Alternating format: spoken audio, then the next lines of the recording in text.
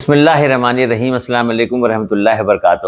بھائی رمضان شریف کا مہینہ چل رہا ہے تو آج کل کوشش یہی ہو رہی ہے کہ دنیاوی اعتبار کی باتیں کم ہوں، دین کے تعلق سے جتنا ہو سکے۔ تو اچانک بیٹھے بیٹھے یہ خیال آیا، کل رات سے سوچ رہا تھا میں کہ اللہ رب العزت کے 99 نام ہیں، الگ الگ ناموں سے ان کو جانا جاتا ہے۔ سوال یہاں پر یہ پیدا ہوتا ہے کہ ہم اپنے پروردگار کو غضب والے ناموں سے پہچانیں یا رحم والے ناموں سے پہچانیں، ہے نا؟ جبار و قہار بھی اس کا نام ہے، لیکن رحمان و رحیم بھی اس کا نام ہے۔ اور اس نے جب اپنی پہچان کرائی، قرآن پاک کے ذریعے جب اپنی پہچان کرائی، سب سے پہلے تو اس نے کہا کہ بسم اللہ الرحمن الرحیم، پہلے ہی لائن میں شروعات میں ہی رحمان و رحیم بتا دیا۔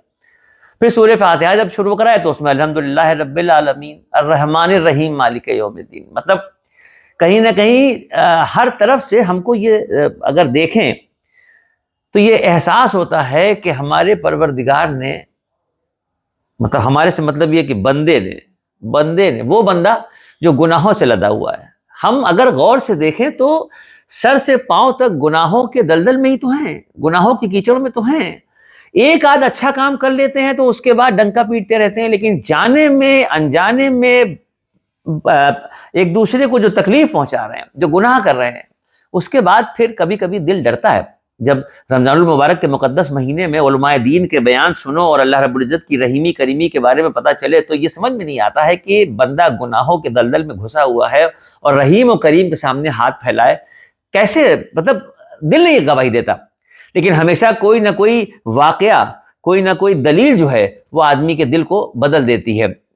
ایک علماء دین نے مجھے بتایا، انہوں نے یوں مثال دی، انہوں نے کہا کہ یہ سمجھ لو کہ عید کا دن ہے اور ایک چھوٹا بچہ جس کے ماں نے اس کو نہلا دھلا کے نئے کپڑے پہنا کے عید کے دن سجا بنا کے گھر سے باہر نکلا وہ بچہ کھیلتے ہوئے کچھ بچوں کے ساتھ نالی میں گرا اور کیچڑ اس کے بدن پہ کئی جگہ لگ گیا۔ اب وہ روتا ہوا ماں کے پاس واپس آ رہا ہے۔ کہاں جائے گا وہ بچہ؟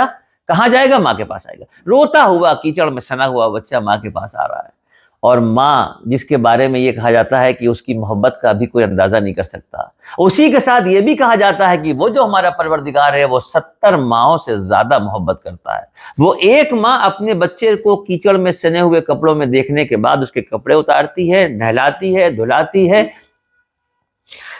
دوسرے نئے کپڑے پہناتی ہے، ماتھے پہ پیار کرتی ہے۔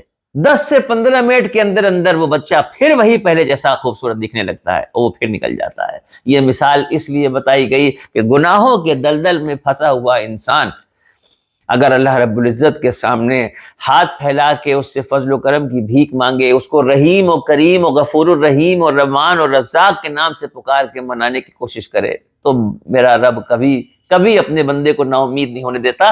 جو قیامت کے معاملات بتائے گئے ہیں کہ قیامت کے دن ایسا ہو رہا ہوگا، ویسا ہو رہا ہوگا، ایک واقعہ میرے ذہن میں آیا۔ 2 لوگ ایسے ہوں گے جن کے لیے اللہ پاک یہ کہہ دیں گے، فائنل ہو جائے گا کہ یہ دونوں جہنم میں جانے والے ہیں، فرشتوں سے کہا جائے گا ان کو جہنم میں، دوزخ میں لے کے جاؤ۔ جیسے ہی اللہ رب العزت یہ بات کہیں گے، اس میں سے ایک جو ہے وہ جہنم کی طرف دوڑ لگا دے گا جہنم کی طرف، اور دوسرا بوجھل قدموں سے آگے بڑھ رہا ہوگا اور گھوم کے پیچھے دیکھ رہا ہوگا۔ وہ دوڑنے والا جب دوزخ کے دروازے تک پہنچ جائے گا تو اللہ پاک آواز دیں گے کہ اچھا رکو بھائی، ادھر آؤ، پہلے نزدیک آؤ۔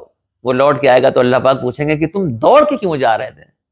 تو کہے گا میرے رب ساری زندگی تیری نہیں سنی، سوچا آج سن لے، شاید تیری رحمتیں جوش مار جائے اور تو مجھے واپس بلا لے۔ اللہ پاک نے اس کا دوزخ کا فیصلہ کینسل کیا، کہا انہیں جنت میں لے جاؤ۔ دوسرے سے کہا تم آگے بڑھ رہے تھے تو تم بار بار پیچھے گھوم کے کیا دیکھ رہے تھے؟ تو اس نے کہا پروردگار زندگی بھر تیری نافرمانی تو کرتے رہے، لیکن ہمیشہ تیرے بارے میں یہ سنتے رہے کہ تو اپنے بندے سے بہت محبت کرتا ہے۔ تو میں یہ دیکھنا چاہ رہا تھا کہ زندگی تو گمراہی میں گزار کے ہم آ گئے، لیکن اب اس موقع پہ کیا واقعی تیری رحمت جوش مارے گی تو روک لے گا؟ اس لیے میں مڑ کے دیکھ رہا تھا۔ پروردگار کو اس کی بھی یہ ادا پسند آ گئی۔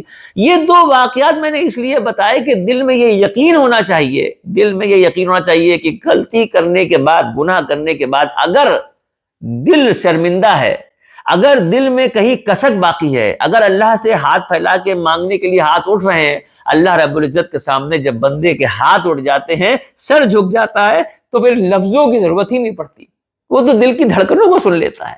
میں بار بار رمضان میں کوشش کر رہا ہوں اسی طرح کے ویڈیو زور دے کے بنانے کی کہ جتنے بھی غافل ہیں، جتنے بھی لوگ غفلت میں ہیں، جتنے بھی لوگ خالی یہ جانتے ہیں کہ انہوں نے زندگی میں گناہ بہت کیے ہیں، ان کے لیے کھلا آپشن ہے۔ 4-5 رمضان گزر گئے ہیں، کتنے بچے ہیں، دوسرے سال کا پتہ نہیں ہے، اسی سال کا نہیں پتہ ہے۔ میرے بھائی ہاتھ جوڑ جوڑ کے گزارش ہے، جس نے بھی اللہ کی نافرمانی کی ہے اور جم کے کی ہے، توبہ کا موقع ہے یہ، استغفار پڑھ کے اللہ سے اپنے گناہوں کو معاف کرا لیجئے، اللہ سے اپنے گناہوں کو معاف کرا لیجئے۔ اللہ رب العزت کی رحمتیں صرف آپ کے انتظار میں ہیں، صرف وہ رحمتوں کی بارشیں جوش مار رہی ہیں، وہ بادل سر کے اوپر آ چکے ہیں، صرف ایسے ہاتھ اٹھا کے عاجزی سے آنکھ سے آنسو گرا کے اللہ سے مانگنے کی بات ہے۔ اللہ سے مانگیے، دیکھیے کیسے زندگی نہیں بدلتی ہے۔ السلام علیکم ورحمۃ اللہ وبرکاتہ۔